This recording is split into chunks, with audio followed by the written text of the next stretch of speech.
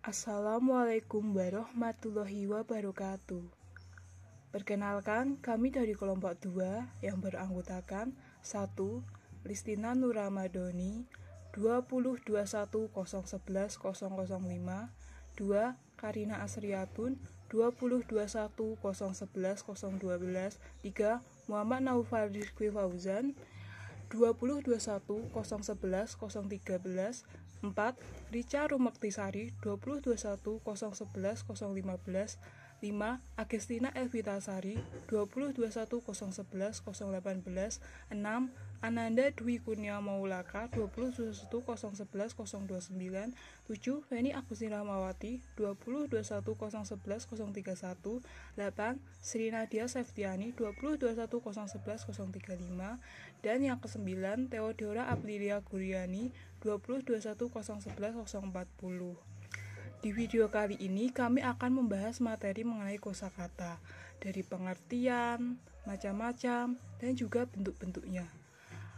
Baik, mari kita simak penjelasan lebih lanjut. Apa itu kosakata? Menurut Kamus Besar Bahasa Indonesia atau KBBI, kosakata adalah perbendaharaan kata, sedangkan baku adalah tolok ukur yang berlaku untuk kuantitas atau kualitas yang ditetapkan berdasarkan kesepakatan. Baku juga dapat diartikan sebagai standar. Kosakata baku adalah kosakata bahasa Indonesia yang sesuai dengan KBBI dan ejaan yang disempurnakan atau EYD, atau yang saat ini menjadi pedoman umum ejaan bahasa Indonesia atau PUEBI. EYD sendiri sudah berlaku sejak 1972. Lalu, pada tanggal 26 November 2016, EYD resmi digantikan dengan PUEBI. PUEBI yang menjadi pedoman hingga saat ini adalah edisi keempat berdasarkan Peraturan Menteri Pendidikan dan Kebudayaan Republik Indonesia Nomor 50 Tahun 2015, tanggal 26 November 2016. Yang berikutnya adalah kosakata menurut para ahli. Yang pertama, Burhan Nurgiantoro menyatakan bahwa kosakata adalah kekayaan kata yang dimiliki oleh suatu bahasa. Yang kedua adalah Soejito memberikan batasan kosakata sebagai berikut. Pertama, kosakata semua kata-kata yang terdapat dalam suatu bahasa. Yang kedua, kata yang dipakai dalam suatu ilmu. Ketiga, kekayaan kata yang dimiliki oleh seorang pembicara. Yang keempat itu daftar kata yang disusun kamus disertai penyelesaian singkatan dan praktis. Yang ketiga dari Kridalaksana, yaitu kosakata atau leksikon adalah sebagai berikut. 1. Komponen bahasa yang memuat semua informasi tentang makna dan pemakaian kata dalam bahasa. Yang kedua, kekayaan kata yang dimiliki seorang pembicara, penulis suatu bahasa. Yang ketiga, daftar kata yang disusun seperti kamus, tetapi dengan penjelasan yang singkat dan praktis. Menurut teori Keraf, 1. Kata dasar adalah kata yang masih dan belum mendapat imbuhan. Kata dasar dibagi menjadi 2. Yang pertama, ada kata dasar primer, yaitu kata yang benar-benar asli. Contohnya air, kerja, dan tidur. Yang kedua, ada kata dasar sekunder, yaitu kata yang sudah mendapat imbuhan. Contohnya bermain-main. 2. Kata berimbuhan adalah kata dasar yang sudah mengalami perubahan bentuk karena adanya penambahan imbuhan atau afiks. Contohnya adalah kata tulis. Dari kata tulis menjadi menulis, penulis, penulisan, menuliskan, tertulis, dan tulisan. 3. Kata ulang. Kata yang mengalami perulangan pada sebagian atau seluruh kata. Terdiri dari 5 bagian, yaitu 1. Kata ulang murni. Kata dasar yang diulang seluruhnya dan mengandung arti jamak. Contohnya, bukti-bukti yang artinya bukti yang jumlahnya lebih dari 1. 2. Kata ulang sebagian. Kata dasar yang mengalami perulangan pada sebagian kata tersebut. Contohnya, daun-daunan dan luhur-leluhur. 3. Kata ulang semu.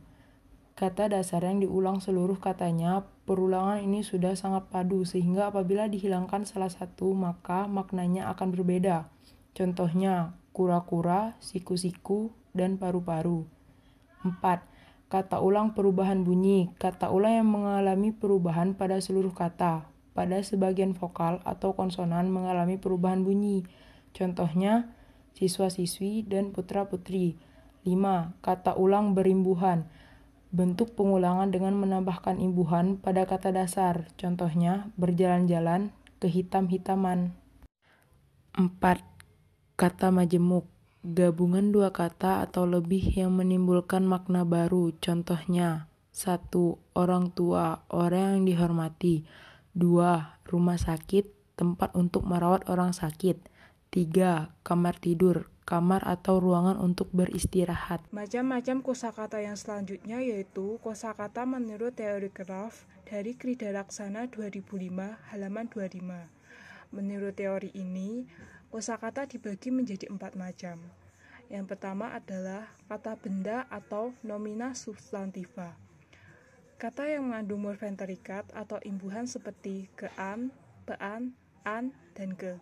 Misalnya perumahan, perbuatan, kecantikan, maupun yang tidak berimbuhan dapat mengandung ciri struktural yang sama, yaitu dapat diperluas dengan rumus yang ditambah kata sifat.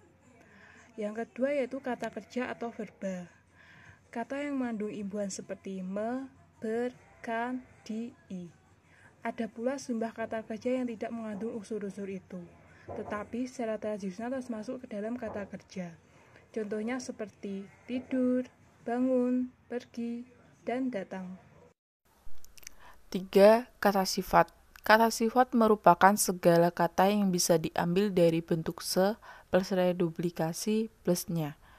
Untuk diperluas dengan penambahan kata paling, lebih, sekali yang merupakan kata sifat. Segala bentuk segala kata sifat dalam bahasa Indonesia diambil dalam bentuk se plus reduplikasi kata dasar plusnya, seperti setinggi-tingginya. Kata-kata sifat dapat dijelaskan dengan penggunaan kata paling, lebih, dan sekali. Misalnya, paling indah, lebih menarik, dan lain-lain. Dari inilah kedua prosedur memiliki kaitan untuk menentukan jenis suatu kata, baik kata sifat, kata benda, atau kata kerja. Adapun kata sifat dibagi ke dalam beberapa subgolongan menurut Graf, seperti kata keterangan sebagaimananya, misalnya dengan lembut, dengan keras, dan juga kata bilangan. 4. Kata tugas. Dari segi bentuk, kata tugas sulit untuk diubah bentuknya. Kata-kata seperti dengan, telah, dan, tetapi, dan sebagainya tidak bisa mengalami perubahan. Namun, ada segolongan kata dalam jumlah terbatas yang termasuk kata tugas dapat mengalami perubahan bentuk. Misalnya, kata tidak dan sudah dapat berubah menjadi menindakkan, menyudahkan.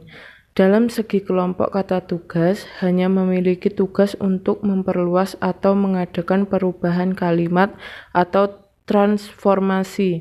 Kata-kata tidak dapat menduduki fungsi sebagai pokok dalam sebuah kalimat, seperti fungsi subjek, predikat, dan objek diduduki oleh ketiga jenis kata lain. Ciri khusus dari kata tugas adalah apabila kata benda, kata sifat, dan kata kerja dapat membentuk kalimat dengan sepatah kata dari jenis kata itu. Maka berbeda dengan kata umum, tidak dapat dilakukan demikian, semisal menggunakan sepatah kata telah dan sesudah, supaya, tetapi, sebelum, dan lain-lain. Namun ada beberapa kata tugas yang dapat bertindak sebagai kata benda, sifat, atau kerja untuk membentuk kalimat minim, misalnya, sudah, tidak, belum, bukan. Ada dua macam kata tugas, yaitu movalen untuk memperluas kalimat, contoh, dan tetapi. Ambivalen untuk membentuk atau merubah kalimat minim untuk jenis kata lain. Yuk, sekarang kita lihat contoh penulisan benar dan salah dari beberapa kosakata teman-teman. Antri. Yang benar itu antri pakai E. Analisa. Yang benar analisis. Resiko. Yang benar itu risiko. Peduli. Yang benar itu peduli. Sekedar. Yang benar itu sekadar. Azan. Yang benar itu azan, nggak pakai D teman-teman. Dan praktek, yang benar itu praktik, pakai I. Nah, sekian presentasi dari kami. Kurang lebihnya kami mohon maaf. Terima kasih. Wassalamualaikum warahmatullahi wabarakatuh.